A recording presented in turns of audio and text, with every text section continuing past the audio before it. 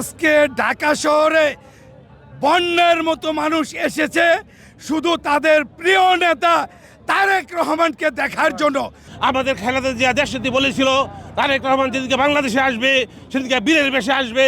আজকে বাংলাদেশের জনগণ দেখিয়ে দিয়েছে তারেক রহমান বীরের বেশে আসছে। দীর্ঘ 17.5 বছর পর নির্বাসিত সারা বাংলাদেশের জনগণের প্রিয় জাতীয়তাবাদী শক্তির ঐক্যের প্রতীক আমাদের পার্টির ভারপ্রাপ্ত চেয়ারম্যান তারেক রহমান বাংলাদেশে আসছে। বাংলাদেশ আজ জেগে উঠেছে। বাংলাদেশে আপামর জনতা আজ উদ্বেলিত, উচ্ছ্বসিত এবং সমস্ত মানুষ রাস্তায় নেমে এসেছে। সবাই ঘরে বাইরে সবাই উঠকে যে আমাদের বীরের বেশে আমাদের তারেক রহমান এই বাংলাদেশে এসেছে।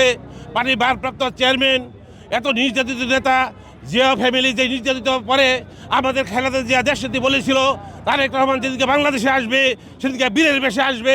আজকে বাংলাদেশের জনগণ দেখিয়ে দিয়েছে তারেক রহমান বীরের বেশে আসছে। বাংলাদেশ আজকে উচ্ছ্বসিত, উদ্বেলিত, বাংলাদেশের মানুষ আজকে জেগে উঠেছে।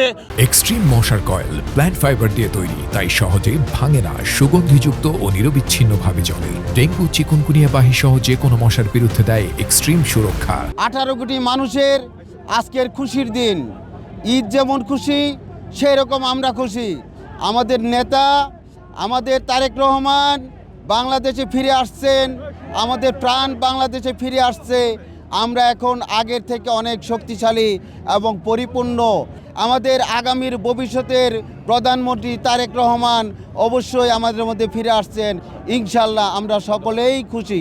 আমরা এখানে আছি, পুরা বাংলাদেশে মানুষ আনন্দিত, উচ্ছ্বসিত।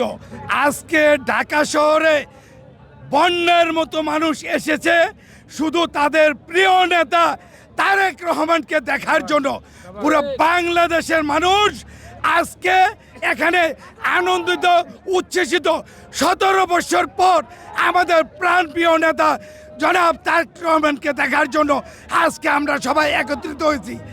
আমরা এই আনন্দ কিভাবে প্রকাশ করতে পারতেছি না। মনে এত আনন্দ, কোন ভাষায় প্রকাশ করব জানি না।